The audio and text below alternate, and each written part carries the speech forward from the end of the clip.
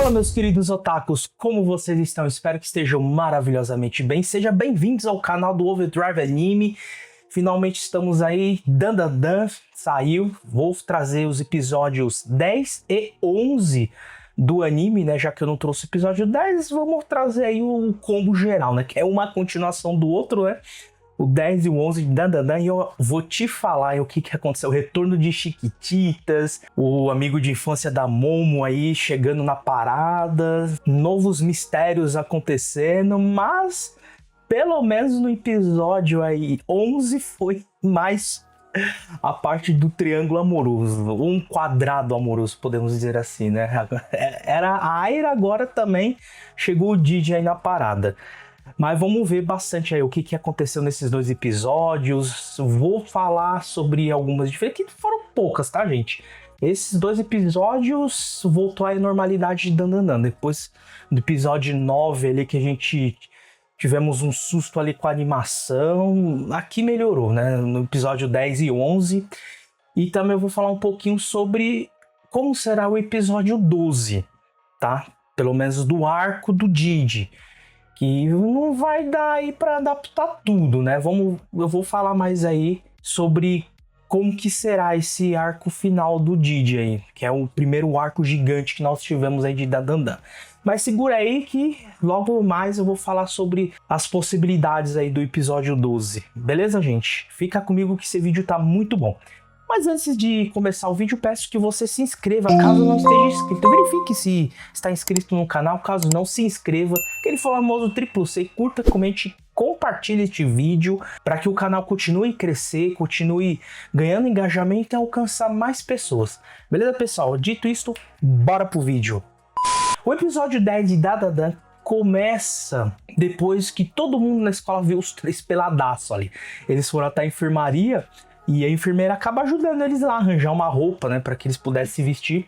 Só que essa enfermeira é um pouco diferenciada, né, por estar todos pelados lá, né, ela achava que eles tinham sofrido bullying. Ela tem um estilo ali de enfermeira dominatrix, né, no masoquismo. Ela tem a característica, o jeito, até a ferramenta na mão dela ali, né, parece que ela ama ser a dominatrix, né, no masoquismo. Até mesmo quando chega um velho careca ali, sem bater na porta, entra com tudo, a gente vê como que ela trata ele, né? Começa a gritar, apertar a cabeça dele e começa a dar aquela chicotada nele. Então você vê que ela tem esse estilo. Ela não gosta do bullying, né? Ela questiona os três se sofre bullying ou não, mas ela faz com os outros também, né? Você vê a incoerência da própria pessoa, né? Mas eles conseguem se safar lá, né? Não precisa dar muitas explicações sobre o que aconteceu. Só que surge uma dúvida. Por que os aliens estão atrás dos poderes da Vovó Turbo e também da acrobática sedosa agora?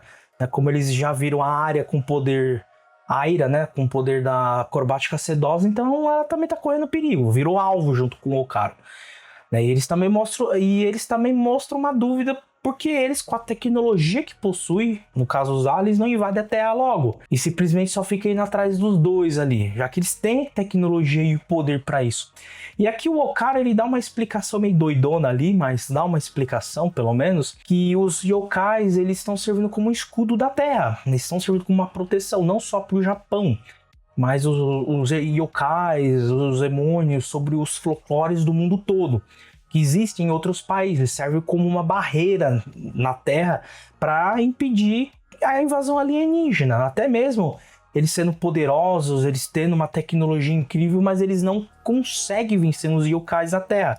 Por isso que eles estão atrás dos dois, né? No caso, os dois que têm poderes de yokais, para ser objeto de estudos, para que eles possam ver como que funcionam esses poderes de yokais, para que desenvolva uma tecnologia que possa combater esses yokais e assim invadir a Terra.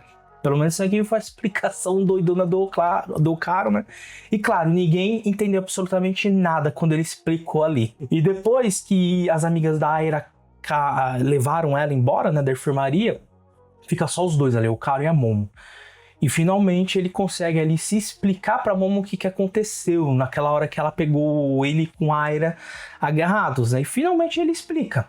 né? Falando que ela tentou beijar ele à força e os dois acabaram brigando, aí se enroscaram e caiu um por cima do outro. E foi nessa hora que a Momo acabou pegando os dois ali. E ele explicou por que ele tava ali, porque a Momo questionou, tá, o que você tava fazendo ali, lá atrás da escola? E ele acaba falando que tava treinando, fazendo flexões, agachamentos, para que ele pudesse ficar mais forte.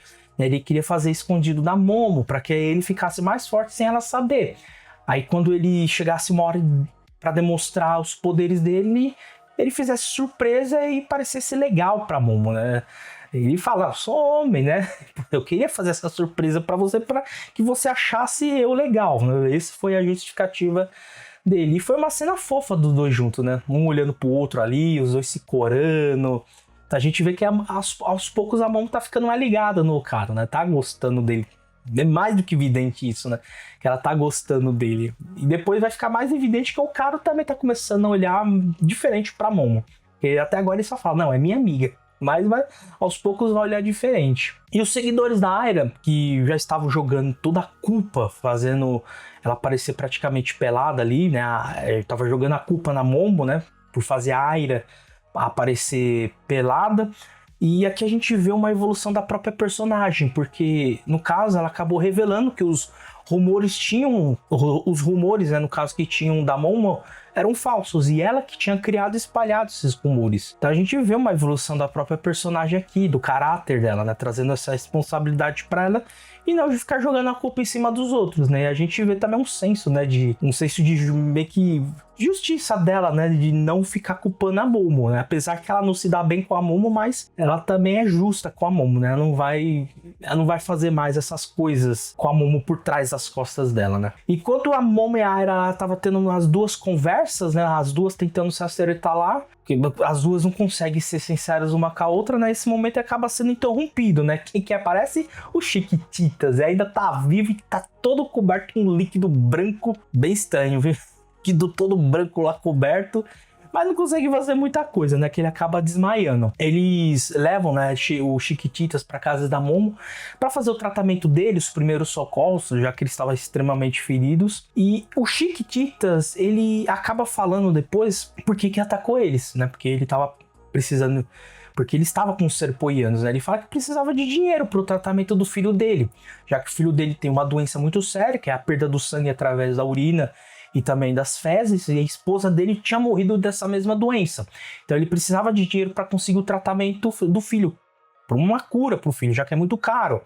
Então por isso que ele saiu da cidade dele, que é uma região que é de guerras, conflitos e não tem trabalho, então ele vai tentar ganhar dinheiro em outros lugares, fazendo bicos, podemos dizer, né? Trabalhos aqui, trabalhos ali, como se fosse um mercenário, podemos dizer assim, né? Para tentar ganhar dinheiro, né? Arrecadar dinheiro. É interessante que quando ele fala, ele tá falando, passando essas informações para eles, tanto o nome do dinheiro quanto a raça dele, o nome da cidade, ninguém consegue entender. Ele fala uma língua alienígena lá, ninguém consegue entender. Então, desses nomes específicos ninguém consegue, o resto consegue. Ele consegue falar japonês lá, mas quando chega nesses nomes, não, ele não fala japonês. Ele fala na língua alienígena. É só isso entre parênteses aí, né? O cara, ouvindo toda essa história, ele se oferece para ajudar e acaba oferecendo o seu Bilal para salvar o filho dele. Pois traz aqui.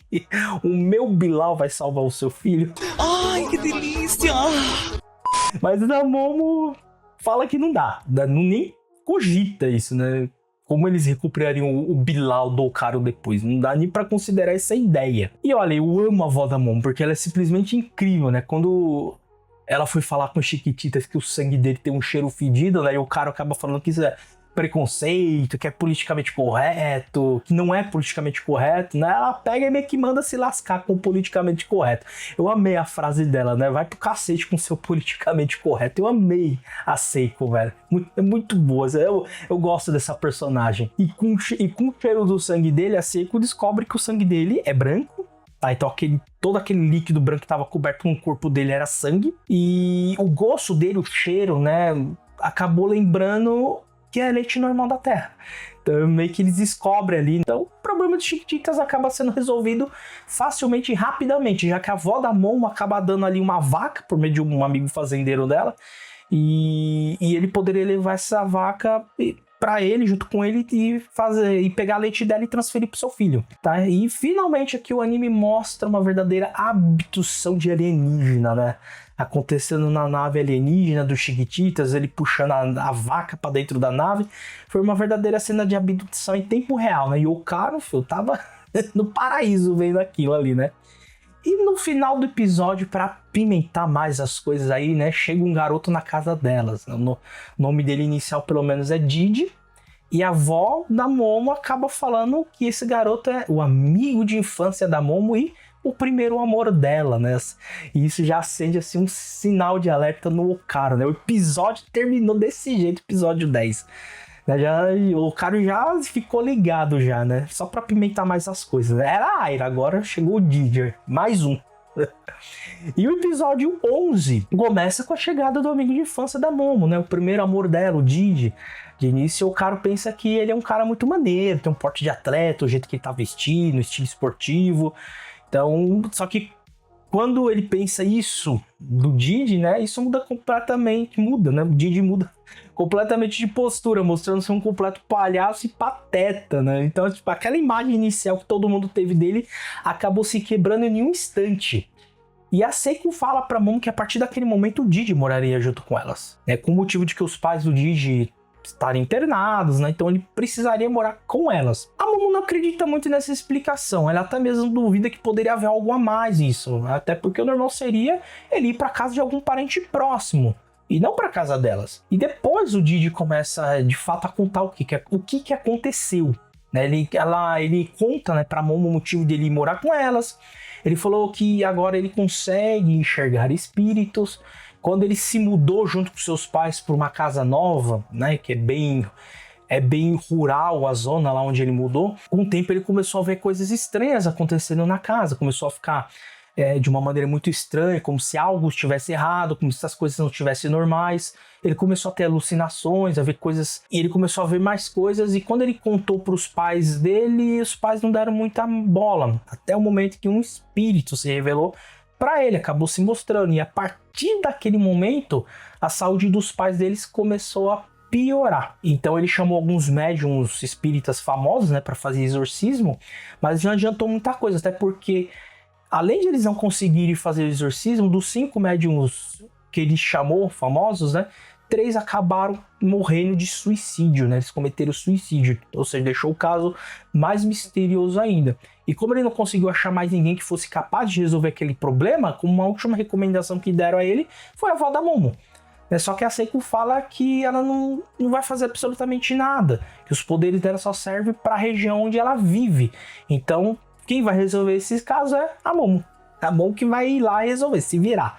E aqui a gente tem uma informação bem interessante, não sei se muita gente notou, porque o Didi acha estranho como a Momo chama a Seiko, porque chama ela de avó, e isso fica um mistério. E ele até fala, ele até chama, você chama a tia de avó? Essa foi a pergunta do Didi pra Momo, então aí fica estranho, a Seiko é o que da Momo? É a avó ou é tia? Ou é algum outro tipo de parente, sei lá, prima? Mãe, creio que não seja, então... Mas pelo espanto que o Didi teve, a Seiko realmente não é a avó da Momo. Isso explica muita coisa. Ela fala, não, é minha avó, mas sendo tão jovem. É que não é a avó de fato, né? Mas muito provavelmente ela pode ser tia da Momo. Mas ainda não tem certeza. E nem o mangá, por enquanto, vai dar certeza. Pelo menos até onde eu li no mangá, que eu tô no 100 e pouco... não dá certeza. Ainda não... Esse assunto não volta mais no mangá. Pelo menos, se minha memória não fala que ela não é muito boa. Se não é muito boa, né? Mas pelo que eu lembro que eu li do mangá, o mangá, pelo menos, onde eu estou, que é no 100 e pouco mais ou menos lá, não fala sobre a Seiko. Quem ela é de fato pra Momo. Simplesmente a Momo continua chamando ela de avó. Isso é básico, né? Só foi essa parte específica que a gente dá a entender que a Seiko não é a avó da Momo. Só a Momo que chama ela de avó, mas não é. Muito provavelmente seja tia. Mas ainda não dá certeza, né? Não é uma coisa de certeza. Então, de início, a Momo relutou. Ela não quis aceitar esse pedido da avó dela, né, a Seiko. informa que este caso poderia estar relacionado, só que no caso, né, a Seiko, né, a avó dela acaba falando, a avó, né, entre parênteses, acaba falando que isso poderia estar relacionado com a bola de ouro, já que uma pessoa que não podia ver espírito do nada começou a ver. Então, isso poderia estar relacionado à bola de ouro. E a gente vê o nome real do Didi, que é Enjoji Jin. O nome dele é Jin aí. Ele se muda pra escola, né? Vai frequentar a mesma escola da Momo e do Okaru e ele acaba ficando na mesma sala da Momo. E já chegou causando, né? Começou a dar em cima de várias garotas, as garotas achando ele um gatinho legal, e ele depois fala pra classe toda lá que ele e a Momo são dois pombinhos apaixonados, que eles estão morando junto, tem a bênção de ambos a família deles, então foi uma comoção geral na classe lá, né? Já chegou dando tudo a entender errado ali, né? Enquanto isso, filho, o cara tá desolado, morrendo de ciúmes do Didi. Né? No intervalo da escola mesmo, quando a Momo foi comer com ele, quando ele tava treinando lá, ele também fica morrendo de ciúmes, vendo os dois ali se dando tão bem. O Didi sabendo dos gostos da Momo, ela reagindo com intimidade ali, os dois, né, com intimidade. O cara fica extremamente incomodado com isso, vendo aquela cena. Bem claro, ciúmes, né? E do nada, filho, surge aqueles bonecos da aula de biologia, né? Aqueles bonecos anatômicos, né, do ser humano. E começa a correr que nem um atleta lá, filho. Começa a correr, ultrapassa o cara, né? A Momo tenta parar ele, né, com os poderes psíquicos, só que o Didi acaba atrapalhando, se agarrando ela, tirando ela do caminho, e isso atrapalha praticamente ela completo, né? Só que a Momo usa seus poderes psíquicos pra agarrar o boneco, só que não consegue segurar ele, consegue agarrar, mas não consegue segurar, né? O boneco acaba arrastando os dois junto com ela e o Didi agarrados com ela, né? E novamente aqui, quando o cara se prepara pra correr atrás dos três, usando os poderes da Vovô Turbo, a gente tem aquela música de fundo sensacional de corrida, aquela música clássica de corrida de cavalo que a gente teve no episódio 4. A gente tem novamente aqui, né? E começou ali uma verdadeira corrida, né? O boneco de anatomia ali na frente, a Momo atrás, o Didi agarrado nela, o Caro ali correndo atrás dos dois pela cidade toda. O Caro depois consegue salvar a Momo, né? Enquanto ambos estão em cima do cara lá, o Didi fica batendo no cara achando que ele é o inimigo, é um monstro, né?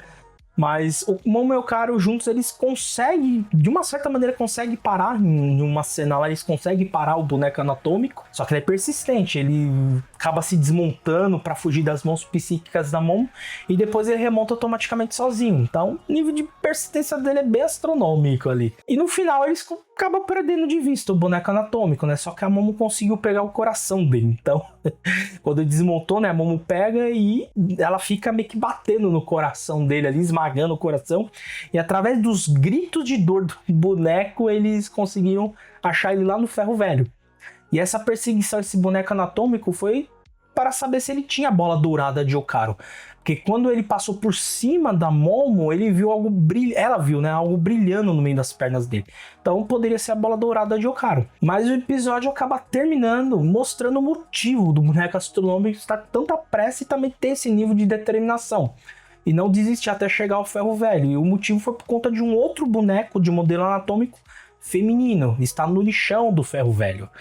E ele foi até lá para encontrar sua amada, para confessar aí os seus sentimentos, mostrar o amor dele por ela, né? Então ele estava empenhado em chegar no ferro velho para isso, para encontrar ela, resgatar do lixão, já que era um modelo bem antigo.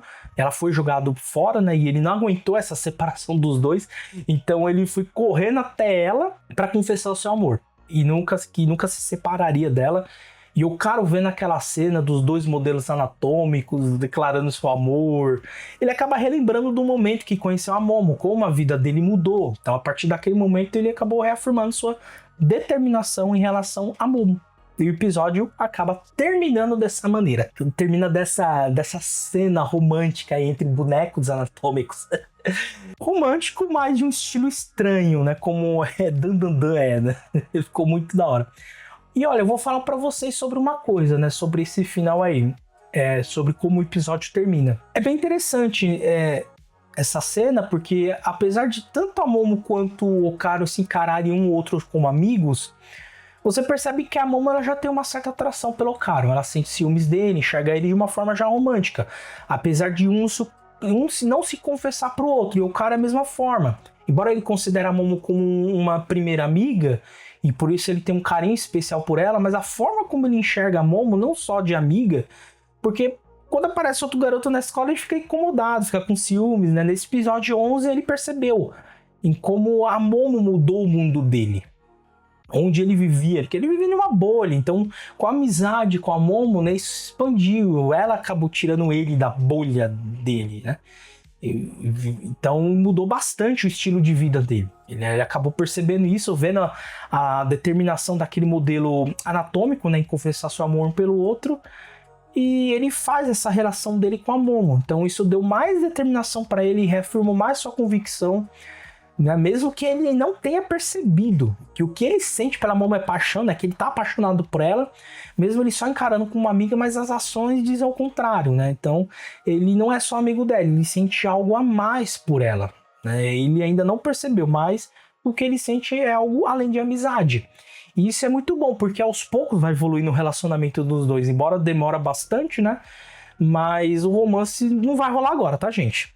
Não vai rolar romance agora. Se o romance, esquece dos dois, né? Ainda vai ter muita coisa acontecendo, muitos desenvolvimentos aí. Então os dois estão como amigos, eles não se tornam namorados ainda, tá? Pelo menos a parte que eu tô do mangá, que é 100 e pouco, eles não são namorados ainda. Então vai levar um tempo para desenvolver alguma coisa. Nesse caso, os dois se tornarem namorados ainda vai demorar. Não vai ser agora. Beleza? Não.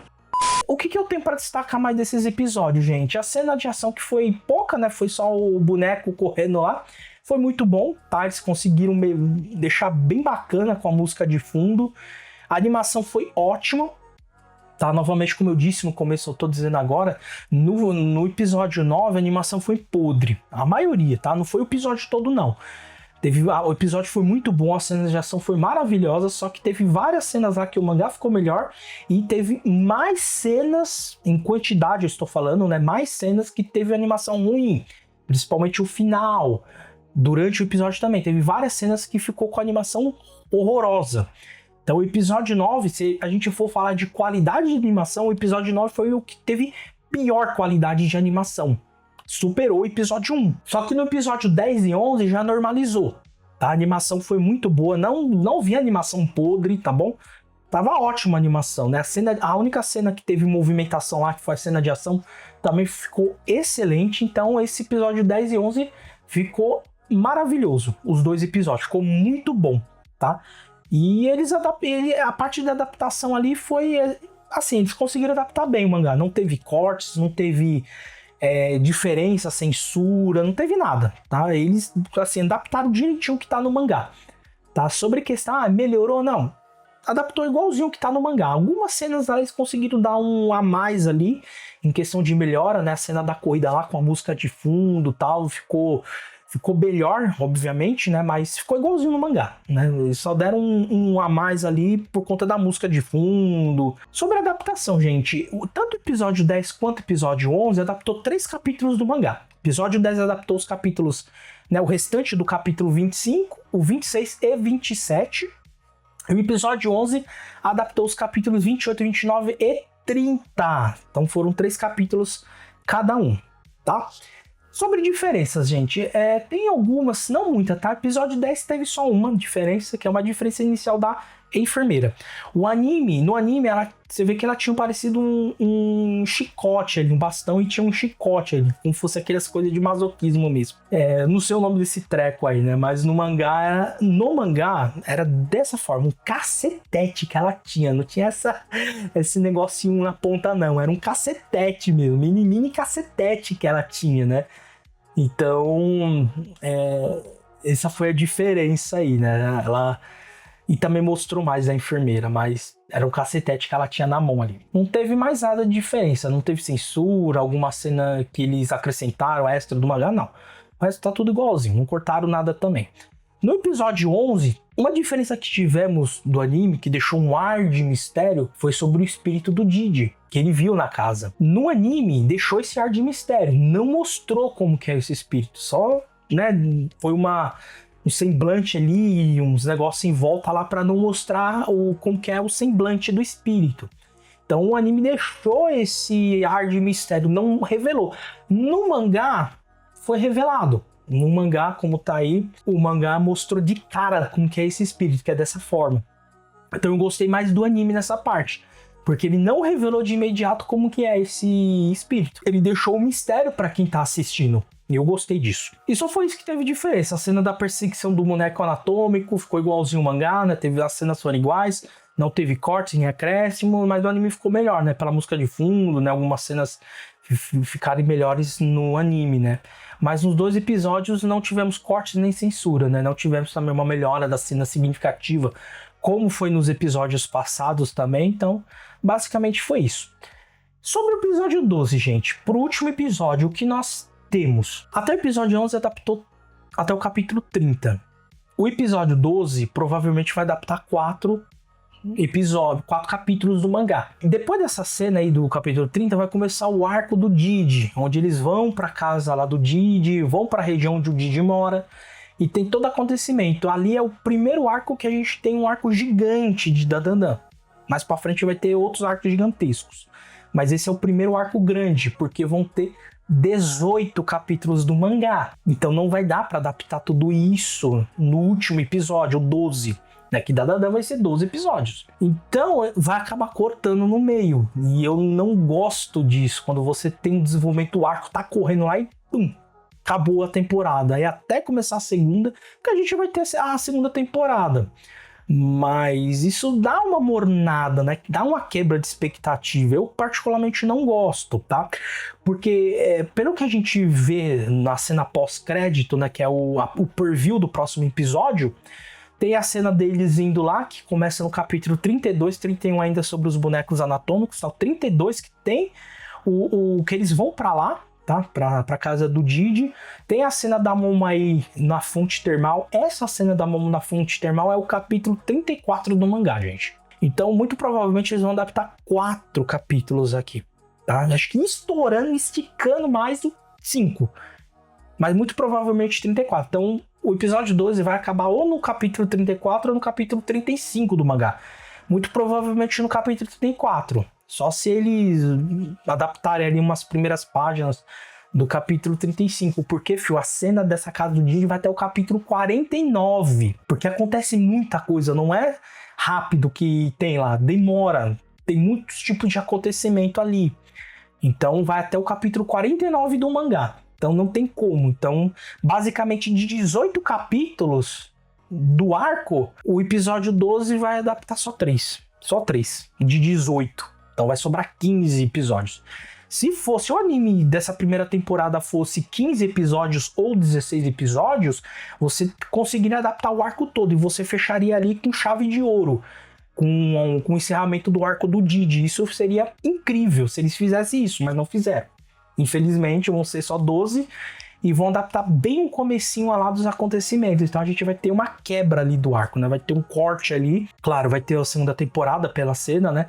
Eu só espero que nesse 12º episódio eles tenham uma confirmação logo no final do episódio mesmo, dá uma confirmação e o ano que vem já tem um lançamento da segunda temporada, porque se tem um espaçamento muito grande as pessoas acabam esquecendo do que aconteceu, esquece, sabe? Fica tudo assim morna, né? Esfria, né? Um balde de água fria. Então eu não gosto quando tem esse tipo de coisa, né? Esse tipo de corte no meio de um acontecimento ali, que tá acontecendo nas temporadas. Às vezes o Webtoons coreano faz muito isso.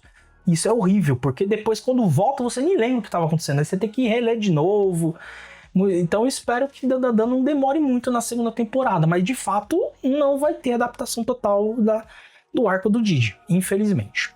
Tá, infelizmente. Pra mim foi um erro da parte do estúdio fazer isso, né? Essa quebra no meio do arco, né? A história parar bem, nem no meio, né? Não chega nem no meio, porque de 18 só 3 capítulos que vão adaptar ali, então não chega nem na metade aí do arco, né? Bom, vamos ver, né? Vamos ver como que vai ser esse episódio 12. Estamos na expectativa aí do último episódio da primeira temporada de Dandadan. Espero que venha muitas temporadas aí, porque tem história pra caramba acontecendo, tá bom? Tem muita história.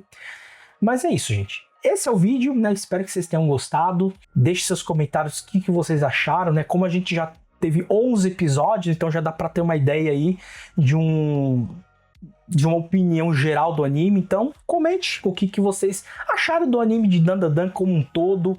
O que vocês acharam também desse episódio 10, se gostaram, se acharam ruim, se acharam morno, se acharam podre. Discordar nunca será ofensa. Comente o que também vocês acharam do anime como um todo. É bem importante sua opinião, tá bom, gente? Eu vou fazer o possível para responder a vocês, beleza? Então fico por aqui, este é o vídeo. Até a próxima, gente. Fui!